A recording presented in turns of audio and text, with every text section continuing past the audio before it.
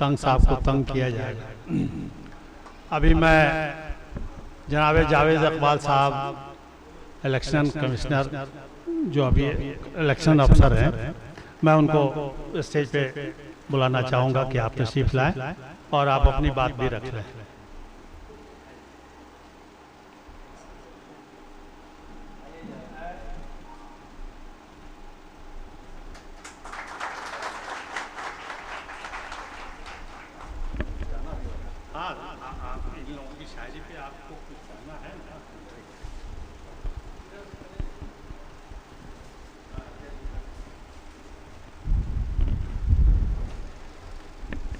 आज के इस मजलिस में मौजूद सदर मोहतरम, ज़ुबान व अदब से मोहब्बत करने वाले बिहार के मुख्तलिफ गोशों से मौजूद तमाम मुअज़्ज़ज़ अहबाब का मैं खैर मक़दम करता हूँ। मैं कोई अदबी आदमी नहीं हूँ। उर्दू ज़ुबान व अदब मैंने बस उतना ही पढ़ा लिखा जितना से मुझे नौकरी मिली, तो और इसी बदौलत पिछले 1.5-2 दहाइयों से अपना कारोबार चल रहा है। अल्लाह का शुक्र है। आज इस प्रोग्राम में शामिल होने के लिए बड़ी मशक्कत करनी पड़ी, ताखीर से आया, इसके लिए माजरत चाहता हूँ। ये किताब जो नरंगे तमन्ना है रज़ी अहमद फैज़ी साहब की, ये मैंने फेसबुक पे देखी, व्हाट्सएप पे देखी थी, और जब ये शाया नहीं हुई थी तो इसकी कॉपी मुझे इस हुक्म के साथ दी गई थी कि इस पे आपको तबसरा करना हो। दिल ही दिल में बड़ी खुशी भी हुई और इस बात पर हैरानी भी हुई कि रज़ी अहमद भाई मुझे इस लायक समझते हैं कि मैं भी तबसरा कर सकता। और जब मुझे इस प्रोग्राम की इत्तला मिली तो ये जानकर खुशी दोहरी हुई कि एक नहीं 2 किताबें, और दोनों मेरे अजीजान की हैं, जिसके रस्म इजरा में मुझे उनके बारे में कुछ कहने का मौका दिया जा रहा है। मिराजुद्दीन साहब से मेरे मरासिम तब से हैं जब मैं गोपालगंज में पोस्टेड था। ये बात सन 2011 की है, और उनके स्कूल में उर्दू के ताल्लुक से एक प्रोग्राम हुआ था जहां वो निजामत कर रहे थे। उस प्रोग्राम के बाद से उनसे मिलना जुलना लगातार होता रहा। फिर यूं हुआ कि गोपालगंज में उर्दू की महफिलें जब होती थी तो मुझे भी लोग बुला लिया करते थे। मुझे भी शौक चढ़ा तो मैंने भी कुछ प्रोग्राम कराने शुरू किए। फिर सरकार की मदद हुई, हर साल उर्दू के प्रोग्राम होने लगे। मेरा काम ऐसा है जिसमें ना कोई अदबी आदमी मिलता है, ना कोई अदबी काम होता है, ना बहुत अदब से वहां पर रहा जाता है। मैं जितने तरह के इलेक्शन होते हैं उस इलेक्शन को ऑर्गेनाइज करता हूं, उसके पीछे मेरे जैसे लोगों की मेहनत होती है। और इलेक्शन कौन लोग लड़ते हैं ये बताने की जरूरत नहीं, किस तरीके से लड़ते हैं। खुशनसीबी ये रही कि गोपालगंज में उर्दू का माहौल बहुत अच्छा है, और सीवान से मुंसलिक होने की वजह से सीवान के भी जो असातिज़ा कराम हैं उनका भी आना जाना होता रहा। सदर मोहतरम यहाँ मौजूद हैं, मैं उनकी शायरी से भी बहुत मुतासिर हुआ। जितना मैं समझ पाया 5-10 साल पढ़ने के बाद, तो मुझे लगा कि नहीं, सीवान और गोपालगंज में भी बिहार के किसी भी हिस्से से कमतर शायरी नहीं होती है। बल्कि मुझे कभी कभी महसूस होता है कि वो शाद अजीमाबादी का दौर होगा जब पटना की बड़ाई होती थी अजीमाबाद के नाम से। आज यकीनन सीवान गोपालगंज में आज के दौर में जो शायरी हो रही है, सीवान गोपालगंज बहुत मजबूती से अपना नाम आगे रख रहा है। मिराज साहब जैसे इनका तखल्लुस तृष्णा है, इनके कुछ हिंदी दोस्त इसको तृष्णा भी कहते हैं। बात लगभग एक जैसी है। इन्होंने कुछ दिन पहले, 3-4 दिन पहले मुझे अपना वो मजमुआ भेजा, जिसे मैं पूरा पढ़ नहीं सका अपनी मसरूफियत की वजह से, लेकिन पहले से जितनी मैं इनकी शायरी समझता हूँ, अगर दोनों आदमी का मुवाजना किया जाए तो रज़ी अहमद फैजी के मुकाबले मिराज साहब के यहाँ तेवर जो है वो ज्यादा तल्ख है। मैं ये समझ पाया हूँ कि इनकी जुबान ज्यादा साफ है, लेकिन तेवर इनका ज्यादा तल्ख है। बाद के जमाने में गुज़िश्ता 5-6 वर्षों में मैंने देखा, इनसे मेरी बातें बीच बीच में होती रही हैं, तो इन्होंने शायद हालात का या कुछ और मामला रहा हो, मज़ाहिया शायरी भी करनी शुरू की। मैंने कहा कि भाई ऐसा ना हो कि शायरी में यकरंगी हो जाए। आप जब सख्त होते हैं तो बहुत सख्त हो जाते हैं, जरा तबीयत में मज़ाह भी होना चाहिए। और जब तबीयत में मज़ाह है, जो शायरी में गाहे बगाहे नजर आता। अपने दोस्तों पर भी इन्होंने बहुत अच्छी कुछ मज़ाहिया शायरी की थी। तब मेरे सर में भी बहुत बाल हुआ करते थे, और इन्होंने गंजों के बारे में भी कुछ शायरी की थी उस वक्त। तो मैंने कहा था कि अगर आप मज़ाहिया शायरी भी करें तो उसमें भी आप अच्छा मकाम हासिल करेंगे। हालांकि मेरे पीछे सारन कमिश्नरी का एक बड़ा मज़ाहिया शायर जो पूरे दुनिया में अपना नाम रोशन करता है, पूरे बिहार का, सीवान जिले का, बैठा हुआ है। इस बात से लोग इत्तेफाक करेंगे कि मिराज साहब सिर्फ एक आम शायरी नहीं करते हैं, बल्कि हालात की अक्कासी तो करते ही हैं, लेकिन इनकी मज़ाहिया शायरी में जो तंज़ो मज़ाह का जो मिजाज होता है कि तंज के पैराए में मज़ाह पैदा करते हुए भी आदमी संजीदा बातें कर ले, तो वो खूबी मिराजुद्दीन तशना के यहाँ मैंने पाई है, और मैं इस बात के लिए उन्हें बिलखुसूस मुबारकबाद देता हूँ। मुझे उम्मीद है कि मिराज साहब की किताब जब मैं पूरा तफसील से पढ़ लूँगा तो जो 2-4 टूटे फूटे अल्फाज हैं उसको मैं शायद कलमबंद कर पाऊँ। रज़ी अहमद फैजी साहब के ताल्लुक से चूँकि मैंने कुछ चीज़ें लिखी हैं, सदर मोहतरम की इजाज़त हो तो 2-4 पैराग्राफ उसमें से, चूँकि ये लिखे हुए भी तकरीबन 1 साल हो गया हो, और पिछले 1 साल में इस मजमून के लिखने के बाद शायद एक मजमून ही मैं लिख पाया। तो मुझे कोई मजमून लिखने के लिए कम से कम 6 महीने 8 महीने की मुद्दत चाहिए होती। मैं सिर्फ 2-3 इसमें से आपको 2-3 पैराग्राफ सुनाना चाहूंगा, जिससे आपको ये अंदाजा होगा कि रज़ी अहमद फैजी साहब और मेरे तल्लुकात कैसे रहे, शायरी में इनकी क्या खूबियां हैं, इनके क्या कमालात हैं। 2011 में गोपालगंज में इलेक्शन ऑफिसर के ओहदे पर जब मेरी तकर्रुरी हुई थी, उसी के कुछ अरसे बाद मेरी मुलाकात रज़ी अहमद साहब से हुई थी। इनकी मुनकसरुल मिजाजी और नर्म गुफ्तारी ने मेरे ज़हन दिल पर बहुत गहरा नक्श छोड़ा था। वक्त गुजरने के साथ शहर के मुख्तलिफ मकामात पर मुनक़िदा शेरी निशस्तों, उर्दू के प्रोग्रामों में उनसे मुलाकातें होती रहीं, और ज़िला इंतज़ामिया के ज़ेर निगरानी उर्दू ज़ुबान सेल के सेमिनारों और मुशायरों के इनेकाद की जिम्मेदारी जब मुझे सौंपी गई 1-1.5 साल के बाद, तो उस वक्त डॉक्टर मुबारक हुसैन और डॉक्टर मिराजुद्दीन तशना साहब के साथ साथ रज़ी अहमद फैजी साहब भी वो शख्स थे जो शाना बशाना साथ चलते रहे, और सारे प्रोग्राम को बड़ी कामयाबी के साथ इन लोगों ने अंजाम दिया। उन प्रोग्रामों में मुझे इनकी शायराना सलाहियतों से वाकफियत हुई। कहना चाहिए कि इब्तिदाई दौर से ही फैजी की शख्सियत और शायरी ने मुझे बेहद मुतासिर किया था।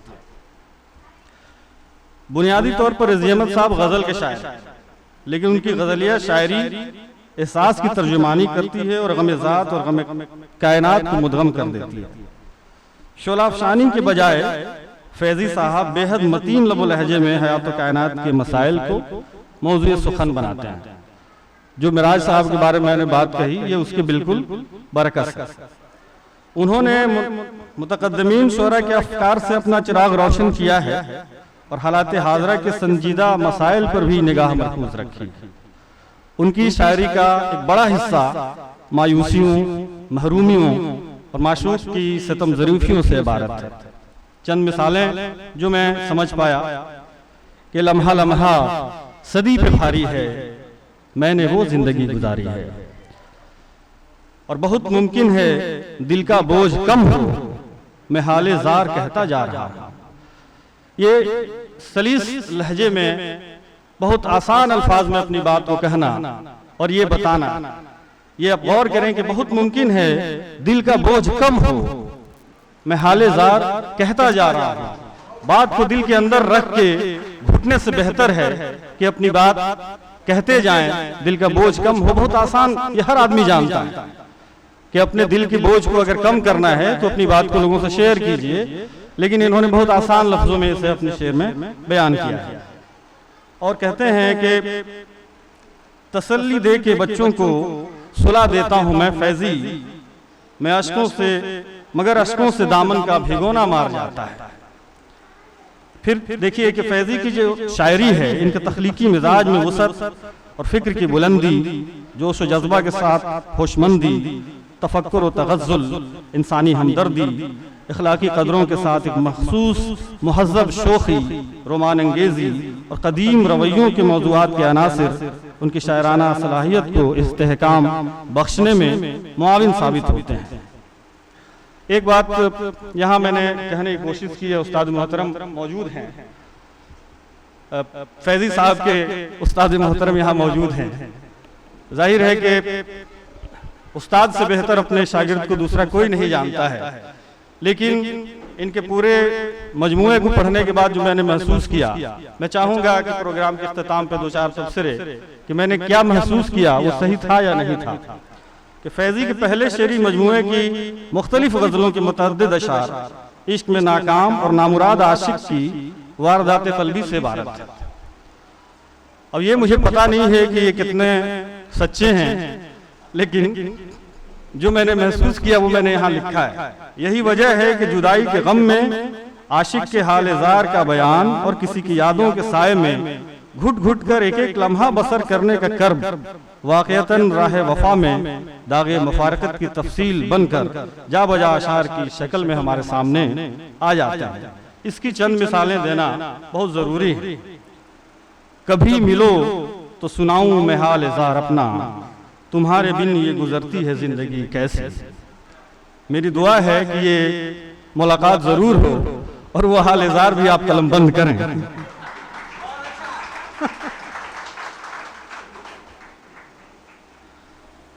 साजे वफा वो टूट गया कब का जाने मन, फैजी को गुनगुनाए जमाने गुजर गए, तुम वो शायरों में आप क्या करते हैं वो भी बताएं।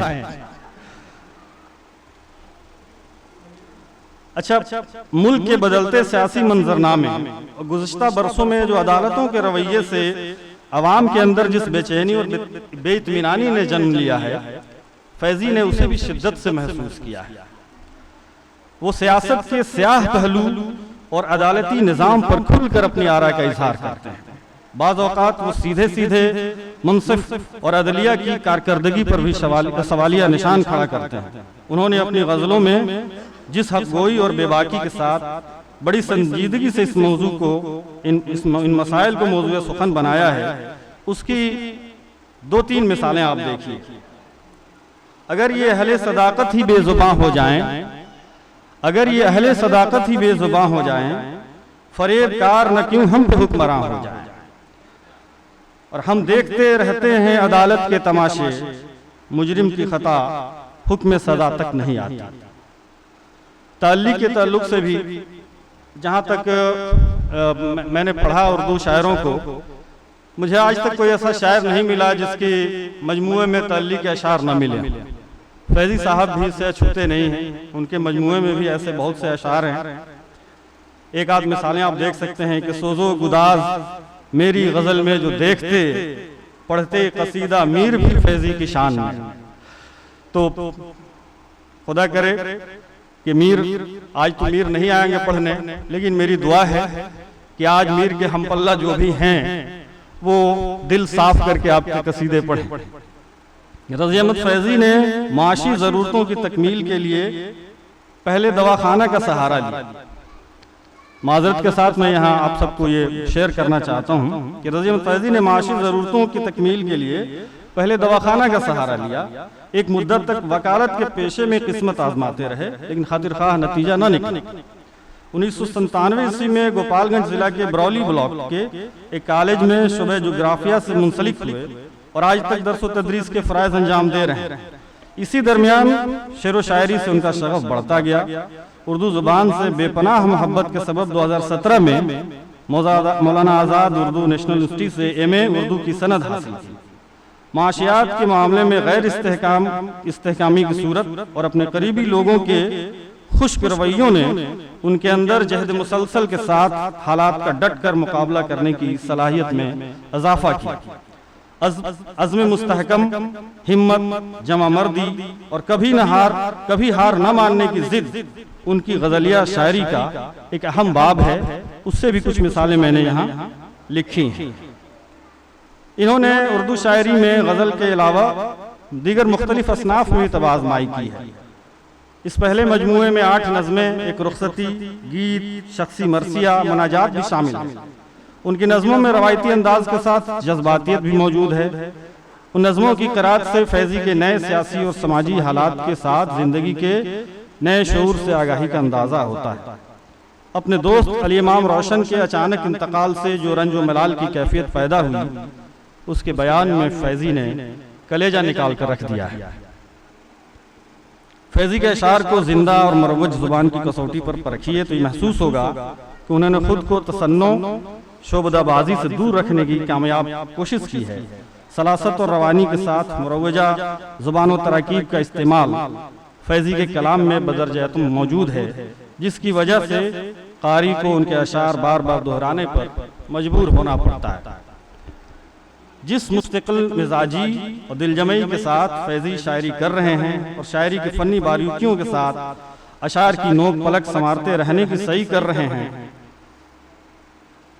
कहना चाहिए कि वो अपनी शायरी को जिंदा व ताबिंदा रखने के भरपूर इम्कानात पैदा करने में ज़रूर कामयाब होंगे। उनके शेरी कमालात और महासिन व मआयब पर दानिश्वराने अदब गुफ्तगू करेंगे और अपनी राय भी कायम करेंगे, लेकिन अपने मुताले मुशाहदे की बुनियाद पर मैं इस नतीजे पर पहुंचा हूं कि फैज़ी की शायरी में कारी को मुतवज्जा करने की खूबी मौजूद है। गोपालगंज की उर्दू शायरी का मुस्तकबिल ताबनाक है। मुझे यकीन है कि रज़ी अहमद फैज़ी का जो शेरी मजमुआ शेर व सुखन के बाज़ौक़ क़ारीन के दरमियान मकबूलियत हासिल करेगा और लोग इसे भरपूर दाद व तहसीन से नवाजेंगे। कहना चाहिए कि रज़ी अहमद फैज़ी, मराजुद्दीन तशना जैसे लोग गोपालगंज में जिस किस्म की शायरी कर रहे हैं, यकीनन गोपालगंज की उर्दू शायरी बहुत महफूज हाथों में है और उर्दू अदब में गोपालगंज का नाम जिंदा व ताबिंदा रखने में ये लोग ज़रूर कामयाब होंगे और आगे बढ़ेंगे। हालांकि गोपालगंज की उर्दू रवायत बड़ी मुस्तहकम है। यहाँ कई उस्ताद, शोरा, अदबा गुजरे हैं, कई अभी हमारे सामने मौजूद हैं। यहाँ मुझे कई प्रोग्रामों में उनसे मिलने जुलने का मौका मिला है, कई गुजर गए, लेकिन एक अदबी माहौल जो पूरे इलाके में, जो मुख्तलिफ शहरों में मैं जहाँ भी गया देखा है मैंने, तो बड़ी मायूसी होती है कि चंद अहबाब जो उर्दू के ताल्लुक से काम तो कर रहे हैं, लेकिन नई नस्ल में इसकी बड़ी एक तरह से देखा जाए तो खुश्की है और बड़ी मायूसी होती है वो देखकर। लेकिन जब दूसरी तरफ आदमी निगाह करता है, जब ऐसे लोगों की तरफ हम लोग अपनी निगाह डालते हैं, तो महसूस होता है कि उर्दू ज़ुबान इंशाअल्लाह रोज़ बरोज़ आगे बढ़ेगी, तरक्की करेगी। ज़रूरत है कि जो नई नस्ल है, अभी उसके बहुत सारे लोग यहाँ मौजूद हैं, कि वो इस ज़ुबान से सच्ची मोहब्बत करें और इसको अपने रोज़ाना के इस्तेमाल में लाएं। उर्दू शेर व शायरी से अगर आप मुंसलिक रहेंगे तो इंशाअल्लाह आप इसकी तहजीब को भी बहुत मजबूती से समझने में कामयाब होंगे। मेरी दुआ है कि दोनों अशार के जो मजमूए हैं, इन्हें उर्दू दुनिया में मकबूलियत हासिल हो इस प्रोग्राम में मुझे मदद करने के लिए दबिस्तान उर्दू गोपालगंज और रज़ी अहमद फैज़ी साहब, मिराजुद्दीन तशना साहब का मैं समीम क़ल्ब से ऐसे मुबारकबाद देता हूँ इन्हें, और आप सबका बहुत बहुत शुक्रिया अदा करता हूँ। बहुत बहुत शुक्रिया।